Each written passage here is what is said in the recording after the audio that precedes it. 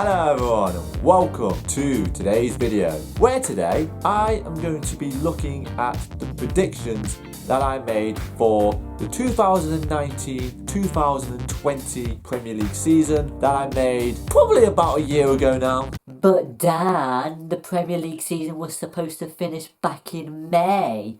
So, why are you doing this now? Well, due to a global pandemic, football across the world got cancelled for 3 months back in March. Some countries were like, F it, we're just going to cancel the football, just cancel the league and just whatever position you're in, just let them finish in or do like a points per game ratio. But luckily, not in the Premier League. So what I'm going to do, I'm going to show you a clip from Past Me where I made the predictions going from bottom to top, and then every team that I've gone on about or a group of teams, I'll then come back to present me where I will then talk about where that team actually finished, whether I was right or horribly wrong, and just have a little discussion about them and just see how it goes, because I have no idea what predictions I've made, and yeah,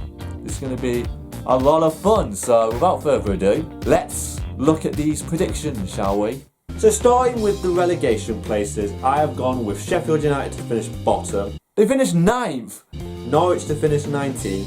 I predicted Norwich to go down. I didn't expect them to finish rock bottom. Honestly, Norwich had about as much chance of staying up than an OAP keeping an erect penis up. But I did predict that they would go down. So I am taking the dub on that. And Brighton to finish 18th. Brighton finished 15th. Sheffield United and Norwich I don't really have any hope for. To be fair with Sheffield United as well, who predicted that they would finish in the top half of the table? Clearly not me, but if someone said, oh yeah, Sheffield United would finish 9th, they would have laughed in your face. Narrowly avoiding relegation, in my opinion, will be Newcastle. But in all honesty, after the whole fiasco with Rafa Benitez and getting Steve Bruce in, well, you are well and truly Newcastle finished 13th.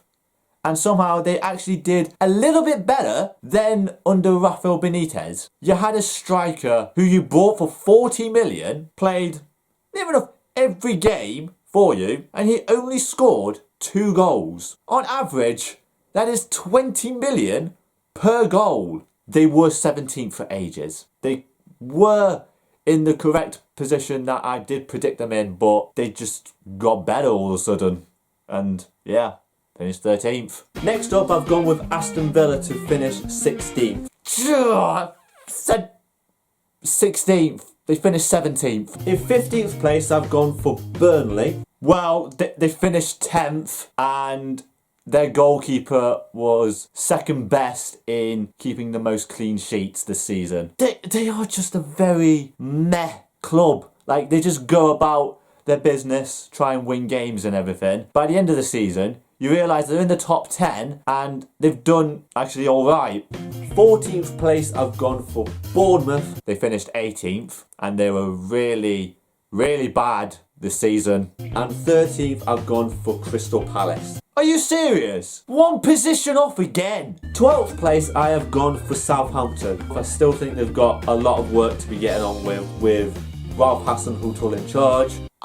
They finished 11th. 1 position off again! I won't lie as well, the fact that Southampton back in October last year got battered 9-0 by Leicester. It looked like they were just going to get relegated, but for some reason, that result in particular projected them to getting 11th. I think the only thing I can really say about that is fair play, because coming from a bad result and getting to 11th, it's not that bad for them. Next, to narrowly miss out on the top 10, I have gone for Wolves.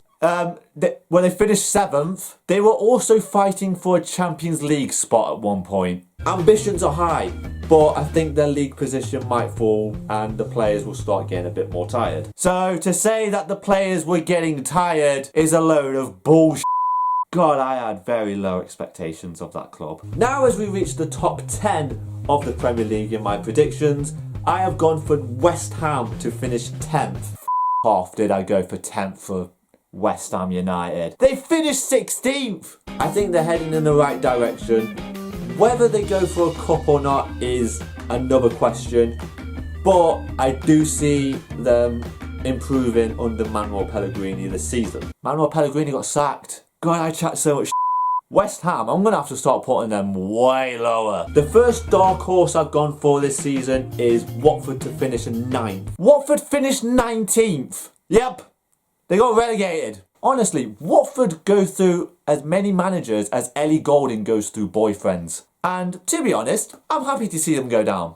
I really am. They don't deserve to be changing managers like that and not having any stability about them. Predicted them to finish 9th. God's sake, Dan. Next up, I've gone for Everton. Only because they finished in that position last season and I've gone for them to finish 8th yet again. Everton finished 12th. How on earth do you sack a manager who is doing that bad for you and then you get in probably one of the most decorative managers in Carlo Ancelotti, who has won Champions League titles, he's won league titles, and now he's at Everton. They're sort of like that club where you want them to do well, but they just don't. 12th is really disappointing for them. So one of the teams that I think will finish above Everton is Arsenal. Well, they finished 8th. At one point, they were trying to avoid relegation. They were that bad under Unai Emery. And then the snakiest of things to happen in football, they took Mikel Arteta away from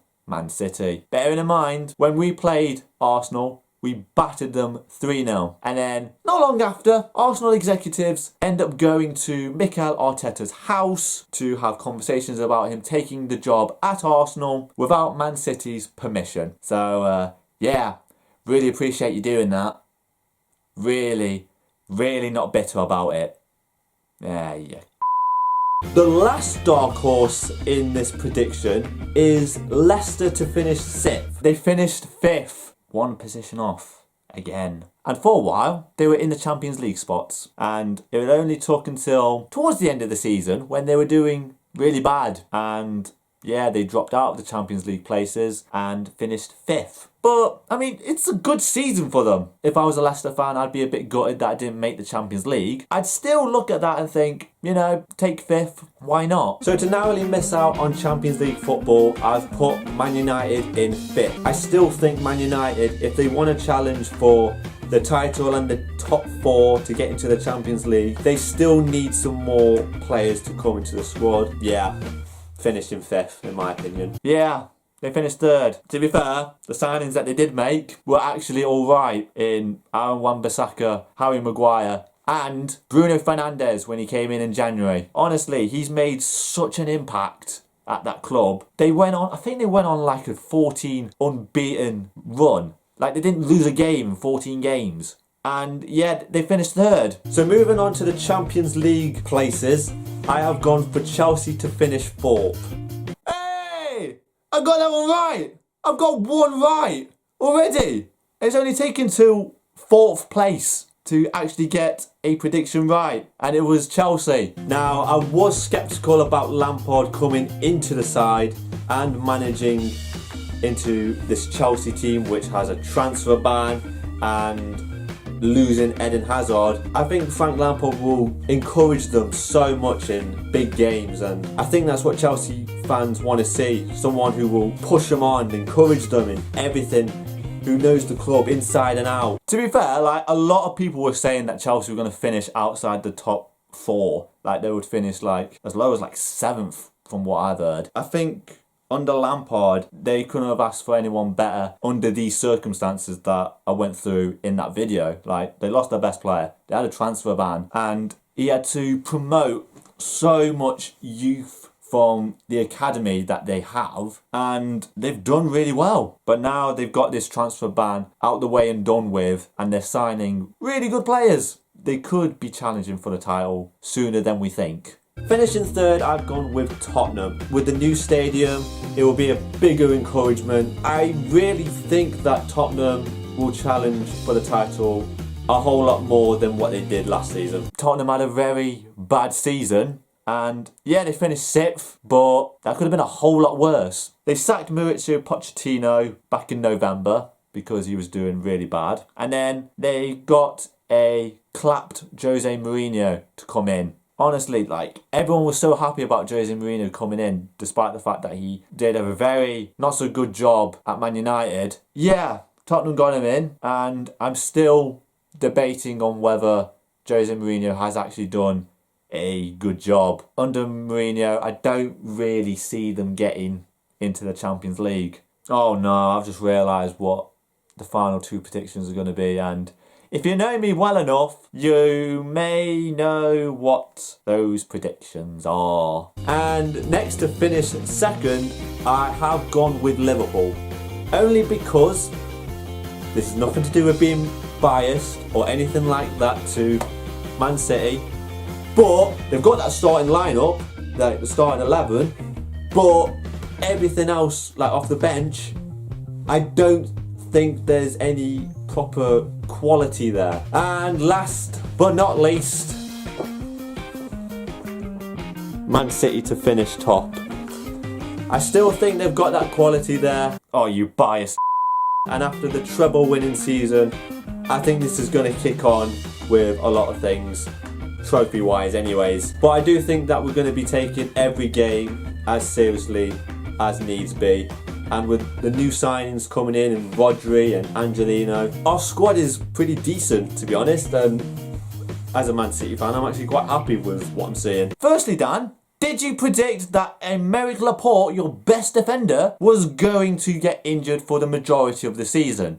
No. Did you predict that Fernandinho, a central defensive midfielder, would be placed in centre-back because Stones and Otamendi are about as useless as an Irish dancer at a blind football game? No! Did you predict that Liverpool would just try to win the league every season and just be non-stop? No! And multiple trophies? We've only won the League Cup. We got knocked out of the semi-final of the FA Cup by Mikel Arteta's Arsenal. We then came 2nd, despite the fact that we scored over 100 goals, like up front, was fine. Defence, fucking useless. And you never know, we might even win the Champions League, but we've still got Real Madrid to play in the second leg, so anything could happen there. Liverpool, fair play. You probably did deserve to win it at one stage, and this is your season.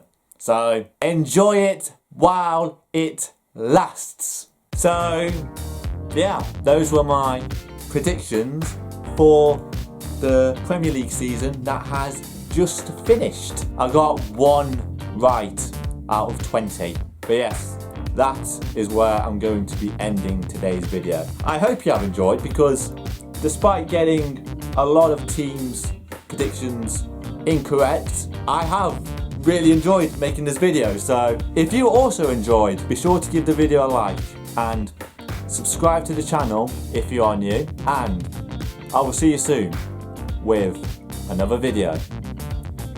Peace!